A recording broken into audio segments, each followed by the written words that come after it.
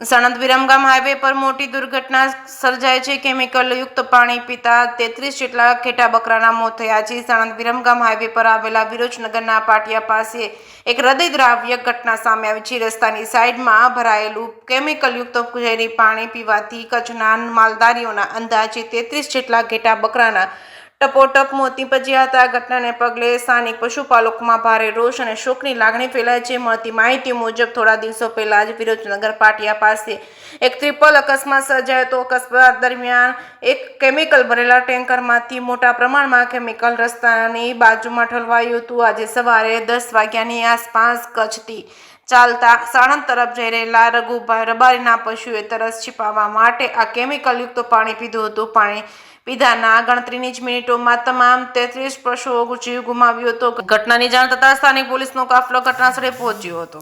અકસ્માત બાદ કેમિકલનો યોગ્ય નિકાલ ન થતા અબોલ પશુઓનો ભોગ લેવાયો છે। આ મામલે જીપીસીબી દ્વારા ઊંડી તપાસ કરવામાં આવી અને જવાબદાર ટેન્કર ચાલકે કંપની સામે કડક પગલાં લેવામાં આવે તેવી લોક માંગ પ્રબળ બની છે। અફઝલ ખાન પઠાણ સાથે બહિલોલ મલેક, સાણંદ। આજે જે વિરોચનનગર હાઈવે સ્ટેશન પાટિયા પાસે જે બનાવ બન્યો છે, ઘેટા બકરા મરી જશે, શું કારણથી મરી જશે, શું કારણથી મરી જશે? તમે એમ કહો છો કે કંપનીનું પાણી કેમિકલ વાળું બહાર છોડે છે, પાણી પીધું તરત મરી ગયા, તો સૌ પહેલાં તમારું નામ બતાવો અને કેટલા ઘેટા બકરા મરી જાય એ બતાવો। મારું નામ રાખો 32 ઘેટા રોડે આવતા અને કેમિકલનું પાણી પી ગઈને 1 કિલોમીટર 2 કિલોમીટર નહીં પહોંચે। કેટલા ઘેટા બકરા મરી ગયા તમારા? 32।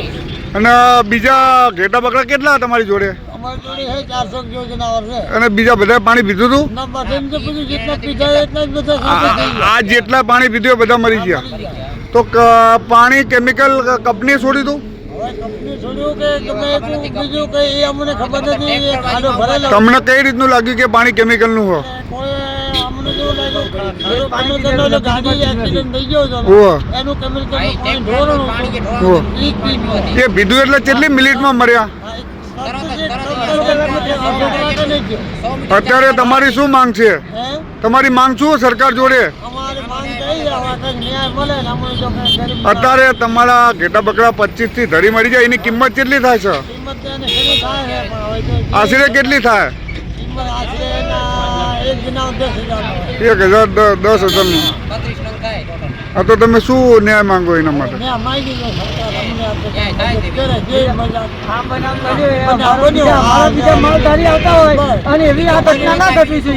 અમારે એટલું કેવું છે કે એનો ખાડો છે ને એ કોઈ બચાવો ને કે કોઈનો બીજાનો આજે વિરોચનનગર ફાટક પાસે જે બનાવ બન્યો છે, ઘેટા બકરા મરી ગયા છે પાણી પીવાથી, તો ત્યાં અચાનક અમદાવાદ જિલ્લાના આમ આદમી પાર્ટીના પ્રમુખ કુલદીપસિંહ વાઘેલા પણ પહોંચી ગયા છે, તો આપણે એમના જોડે પૂછીશું, એ માહિતી આપશે થોડી। તો આજે અમે વિરોચનનગર જ્યાં મેરડીમાં દર રવિવારે દર્શન કરવા જઉં છું, અને આજે અમારી ટીમ જ્યારે દર્શન કરીને રિટર્ન થતી હતી એ વખતે અમે જે ઘટના જોઈ, આ ખૂબ જ દુઃખદ ઘટના છે। લગભગ 30 થી 35 જેવા ઘેટા બકરાના મૃત્યુ પામ્યા છે અહીં આગળ, અને કહેવામાં એવું આવે છે, જે ઘેટા બકરાના માલિક છે એમાં કહેવામાં એવું આવે છે કે 100 મીટર આગળ કેમિકલવાળું પાણી પીવાથી આ ઘટના બની છે। હવે હું હાલ જે આ જીઆઈડીસીના મોટા મોટા ફાંકા ફોજદારી કરે છે, અને હું ભાજપ સરકાર અને એના એમએલએ કનુભાઈને કહેવા માગું છું કે આ માલધારી સમાજને તાત્કાલિક ધોરણે આજને આજ ન્યાય મળે, અને આજને આજ એમને પૂરેપૂરું એમને વળતર મળે। આ દુઃખદ ઘટના તો આમ તો આપણે સહન કરી ના શકાય એટલી મોટી ઘટના છે, પણ આજને આજ અમને ન્યાય મળે, અને આ જીઆઈડીસી ચાલતા જે કેમિકલયુક્ત પાણી હોય કે કેમિકલ જે કંઈ છોડવામાં આવતું હોય એ આ રીતના બહાર ના છોડે। આજુબાજુમાં વસેલા ગામડાઓમાં રહેતા ગાય ભેંસ આટો ઠીક છે કે રાહદારી કચ્છમાંથી નીકળ્યા હતા અને એમના ઘેટા બકરાના આવી બનાવ બન્યો છે। કદાચ અહીં રહેતા સ્થાનિક લોકોને જો પણ પાણી પીવામાં આવે તો આવી ઘટનાઓ બની શકે છે। તમે મોટી મોટી ઉદ્યોગપતિઓના છો, બધાને ખબર છે તમે કેટલું માટી ખનન થાય છે, કેટલા બધા તમે જીઆઈડીસી પૈસા ઉઘરાવો છો। તો આજે અમારી બધાની ઈચ્છા એવી છે, અમારી ટીમની ઈચ્છા એવી છે કે આ માલધારી સમાજને એમને પૂરેપૂરું વળતર મળે, અને ભગવાનને પ્રાર્થના કરીએ છીએ કે આવી ઘટનાઓ ફરી ના બને। જય હિન્દ, જય જય।